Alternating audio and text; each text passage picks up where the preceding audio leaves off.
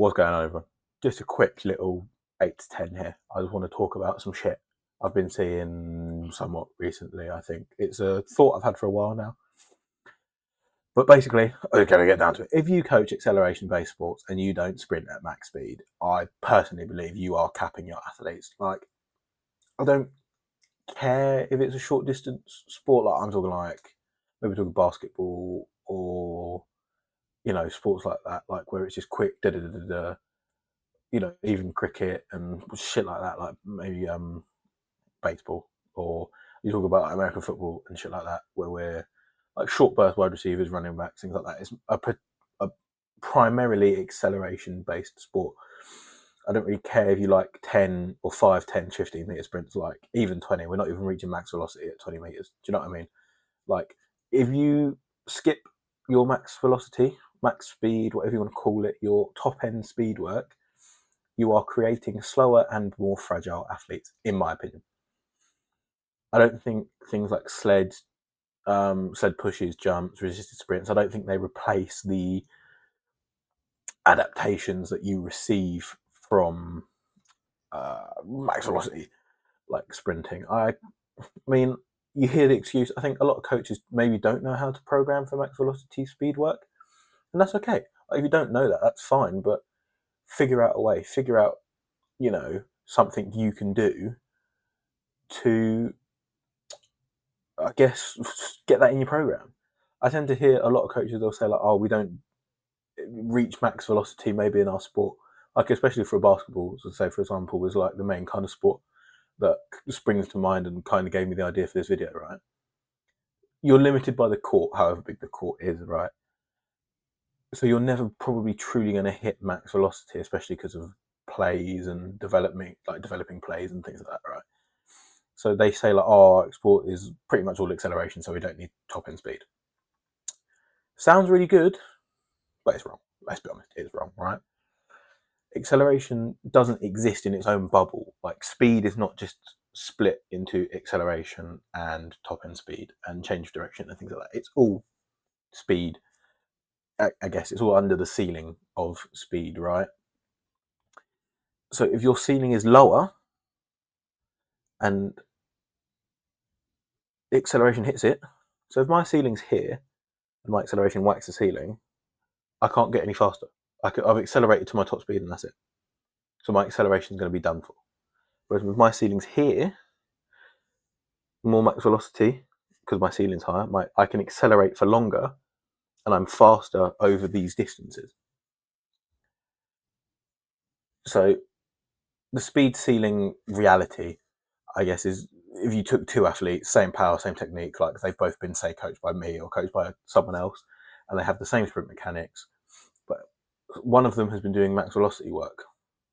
So he's got a higher max velocity. Say he's hitting, I don't know, if we were talking GPS data here, say he's hitting 20 miles an hour on the GPS.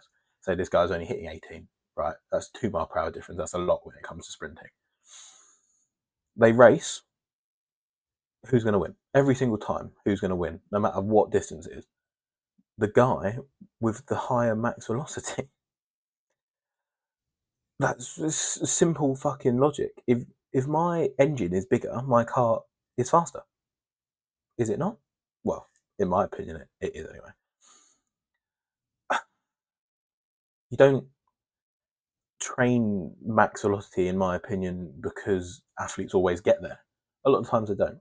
Sports like rugby, say you're a prop or a front five, or exclude the flankers and an 8 because they tend to get a few more carries. Maybe they might have a few more opportunities in a game to hit max velocity, right? If you're playing loose, tight head, hooker now in the modern game, fair play, you might get some max velocity touches if you're playing for like Bristol or someone like that. But if you're a lineman, or offensive lineman, or you're maybe a prop, right? You loose head, tight head, you might play centre, left guard, left tackle, right tackle, all that shit. You might not ever reach max velocity in a game because you're only going to be sprinting 10 yards, 10 metres, 5 metres, 5 yards, whatever, right? You train it because it makes everything else better.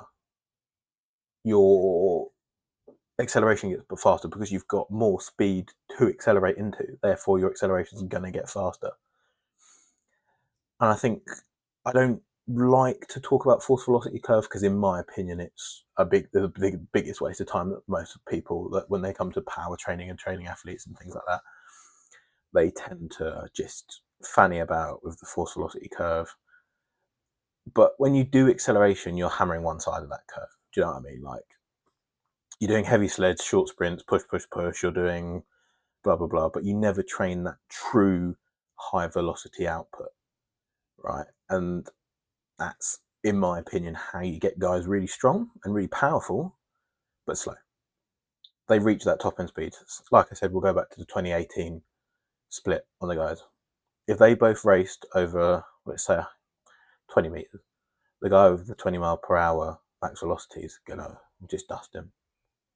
Do you know what I mean? Like, because the guy's short, he might be strong, he'll have a good squat, because acceleration based athletes tend to be very power dominant. But I think that the top end athletes will be power dominant, but they'll be able to activate that kind of second level when it comes to when it comes to like just getting to that top speed. Because realistically, we don't reach max velocity, I think, in my experience with athletes, tends to be around that 30 to 40 meter mark, roughly. Some guys might hit it a bit sooner, but that could be due to technical breakdown and things like that. Or, like I said, their max velocity is not that good in the first place, so they're reaching it quicker. Do you know what I mean? But, speed isn't force.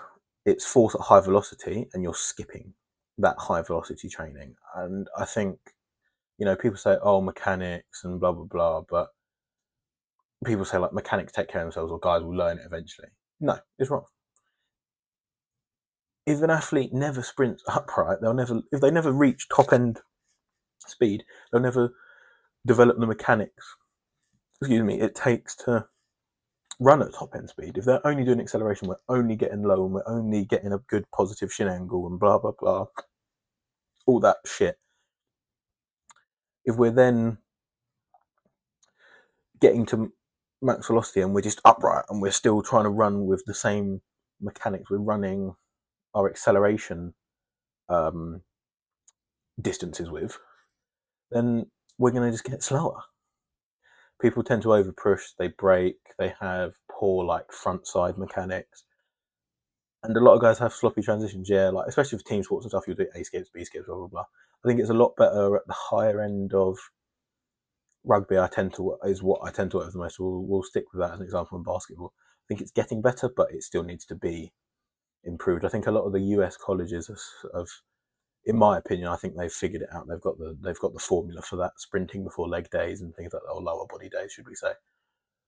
I think they tend to work all planes of speed, change direction, agility, all that shit. But it's more important, I guess, for their game, because obviously with rugby you have the longer conditioning aspect of it, especially nowadays with ball in play being probably the highest it's ever been. But moving back to the main topic at hand, is you can't really expect late acceleration. Like, when you get that top speed, you want to maintain it. We can't just get there and then we coast back down.